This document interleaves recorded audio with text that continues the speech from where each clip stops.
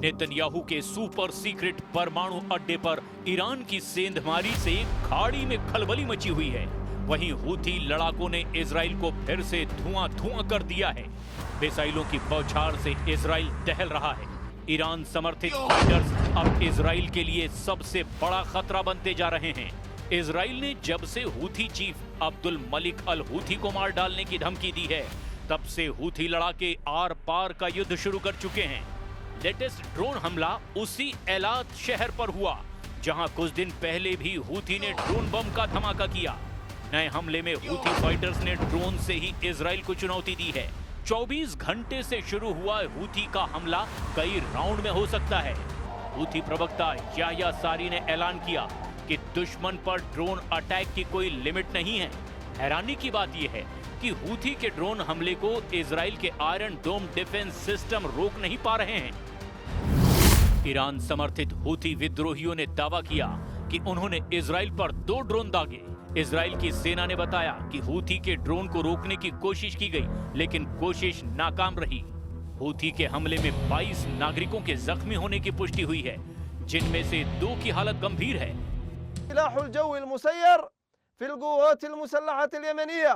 عملية عسكرية نوعية وذلك بطائرتين مسيرتين استهدفتا هدفين للعدو الإسرائيلي في منطقة أم الرشراش جنوبية فلسطين المحتلة، وقد حققت العملية هدفها بنجاح بفضل الله، وفشلت المنظومات الاعتراضية في التصدي لها।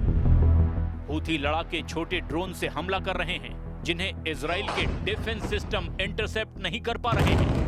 Israel के hi tech system को चकमा देने के लिए ड्रोन के रडार सिग्नेचर को भी छोटे बनाए जा रहे हैं। जिस एलात सिटी पर दूसरी बार ड्रोन हमला हुआ, वहां इजराइल का आयरन डोम डिफेंस सिस्टम तैनात है, लेकिन हूथी लड़ाके आसानी से हमले को अंजाम दे रहे हैं। هذه العملية هي الثانية خلال 24 ساعة الماضية، حيث نفذ سلاح الجو المسير عملية عسكرية في وقت سابق أمس الثلاثاء، وذلك بعدد من الطائرات المسيرة استهدفت أهدافا عدة للعدو الإسرائيلي في منطقة أم الرشراش في منطقتي أم الرشراش وبئر السبع جنوبية فلسطين المحتلة। इजराइल पर ऐसे ही ड्रोन हमला हुआ। उसने गाजा में जबरदस्त पलटवार किया है। 24 घंटे के अंदर इजराइल ने गाजा में 170 हमले कर डाले हैं। गाजा पट्टी में इजराइल के हमले में 80 से ज्यादा लोगों के मारे जाने की जानकारी है। हमला गाजा के दराज इलाके में एक इमारत और शिविरों पर किया गया। इजराइल की सेना ने दावा किया कि हमले में हमास के 2 टॉप कमांडर ढेर कर दिए गए। इजराइल ने 80 लोगों की मौत के दावे को खारिज कर दिया है। गाजा में इजराइल के हेलीकॉप्टर मंडरा रहे हैं। जहां भी हमास लड़ाकों की निशानदेही होती है, वहां आसमान से बम बरसा दिया जाता है। बहुमंजिला इमारतों को बम धमाकों से उड़ाकर हमास लड़ाकों को मौत के घाट उतारा जा रहा है। उधर ट्रंप से मिलने पहुंचे नेतन्याहू ने ऐलान कर दिया कि बहुत जल्द बंधकों की रिहाई के साथ ही हमास का टोटल सफाया होगा। उसके बाद ईरान से युद्ध जीता जाएगा। בוושינגטון אני אפגש בפעם הרביעית, יותר מכל מנהיג אחר, עם הנשיא טראמפ, נדון איתו על ההזדמנויות הגדולות שהניצחונות שלנו הביאו, וגם על הצורך שלנו להשלים את מטרות המלחמה. זאת אומרת, להחזיר את כל חטופינו, להכריע את החמאס, ולהרחיב את מעגל השלום שמזדמן לנו בעקבות הניצחון ההיסטורי בעם כלבי וניצחונות אחרים שהשגנו.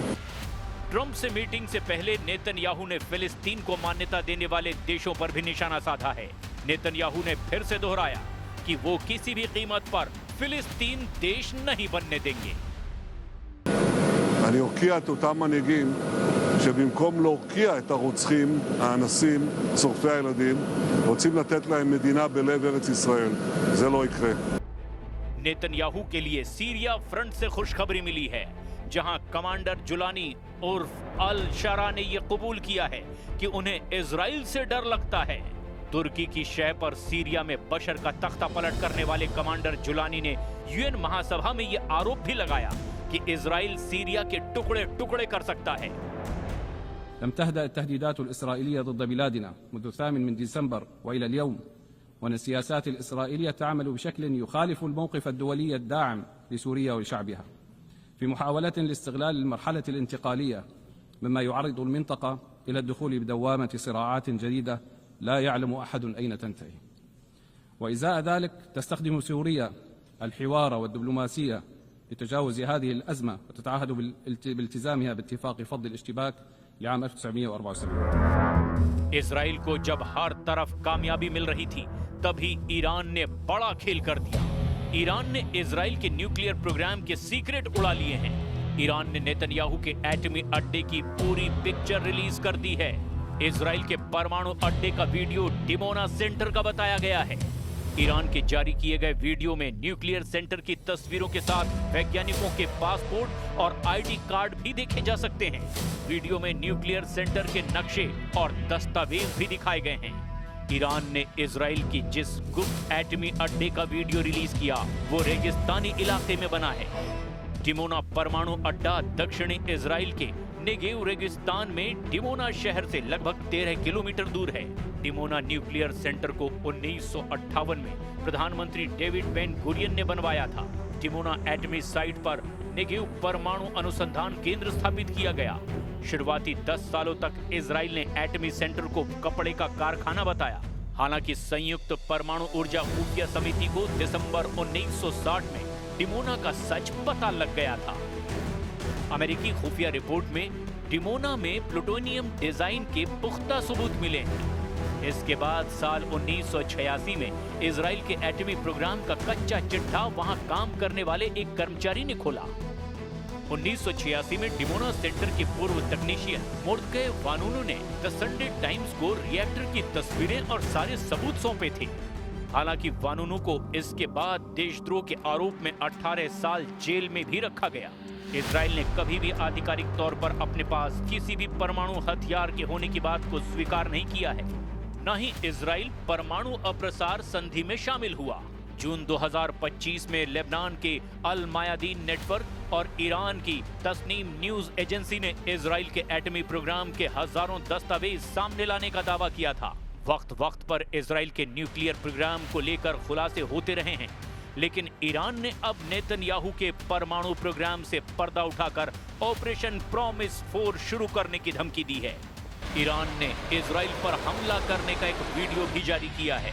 अब तक इजराइल पर किए मिसाइल हमलों का वीडियो बेहद डरावना है।